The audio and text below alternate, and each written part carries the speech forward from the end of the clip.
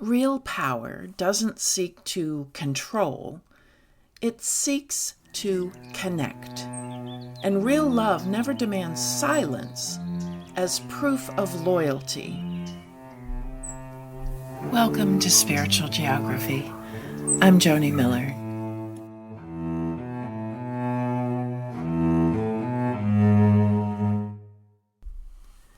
In the 1944 movie Gaslight, a young woman, newly married, begins to doubt her own sanity. Her polished and charming husband keeps telling her she doesn't see what she's seeing, doesn't hear what she's hearing, and isn't experiencing what she's experiencing. Her very reality begins to fray. What she doesn't know is that he's been manipulating her all along. The modern term gaslighting comes from this story, but gaslighting is only one characteristic of emotionally abusive relationships. Chronic criticism, humiliation, and name-calling are others. So is shifting the blame to others, flipping the script, so that the one being harmed is the one being blamed. Stonewalling to destabilize, and above all, control. In emotionally abusive relationships, control shows up in decisions, finances, personal autonomy, even in who is allowed in the house, who's permitted into one's life, who is acceptable, and who must be shut out. These patterns form what many psychologists and spiritual thinkers call power over, a dynamic rooted not in love, but in fear and domination. It's the belief that some people must be controlled for others to feel secure. That authority means superiority, that trust means obedience. But these traits don't only live in private relationships. They appear whenever someone less powerful brings a complaint, a wound, or a truth that threatens the status quo. In corporations, you see this when whistleblowers are isolated, discredited, or labeled disgruntled, while leadership insists there's nothing to see, even as the harm continues. In religious communities, it shows up when those who speak out against abuse or hypocrisy are cast as rebellious, spiritually weak, or dangerous to unity. And the institution wraps the silencing in the language of loyalty or faith. In academic settings, it happens when people raising ethical concerns are dismissed as overly emotional, misinformed, or not a team player, while the institution protects its image at all costs. And in politics, we're told not to believe our own eyes. We're told that what we saw didn't happen, that what we heard was taken out of context, that the harm isn't real, or worse, that it's our fault for noticing it at all. These tactics are effective for a reason. Just like in the movie Gaslight, the abuser, or the institution, is often someone trusted, someone who presents themselves as having our best interests at heart. A CEO acting for the good of the company. A pastor shepherding his flock. a politician promising to serve the common good.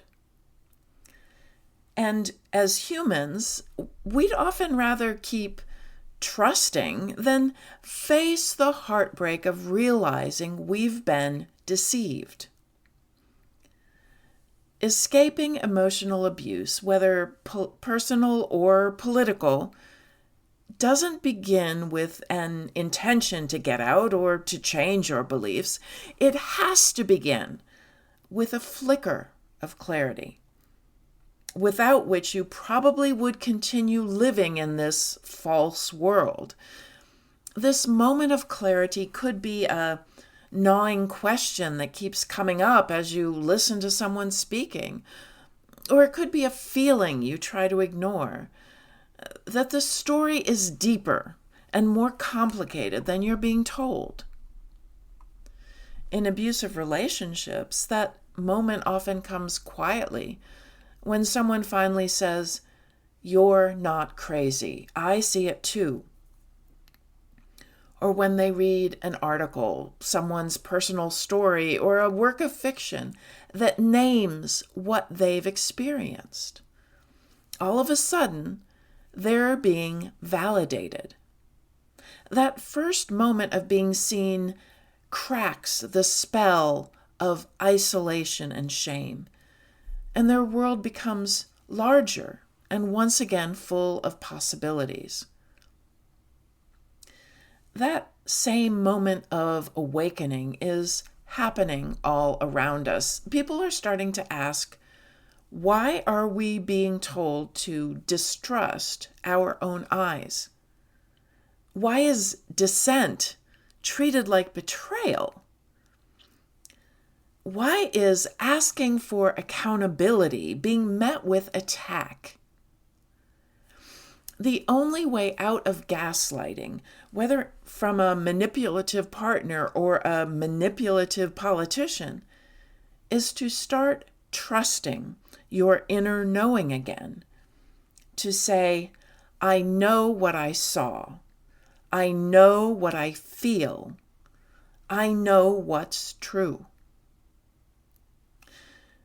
But even more than that, we don't leave abuse on our own. We can't, not really. One of the deepest wounds of emotional abuse is isolation.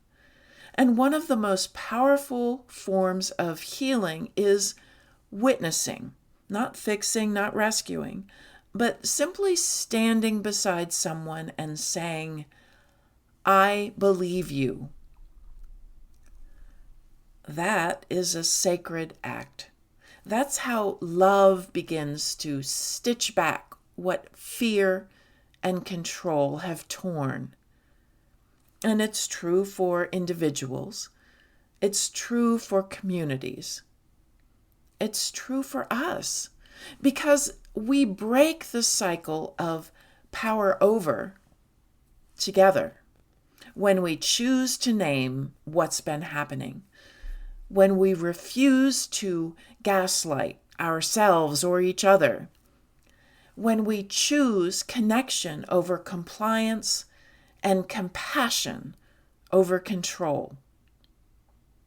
The goal isn't to take power away from the abuser so we can wield it ourselves. The goal is to transform the very nature of power. Not power over, but power with. Power that listens. Power that loves. Power that liberates. If you're starting to question the stories you've been told about who you are, what you're worth, or who you're meant to follow, you're not wrong.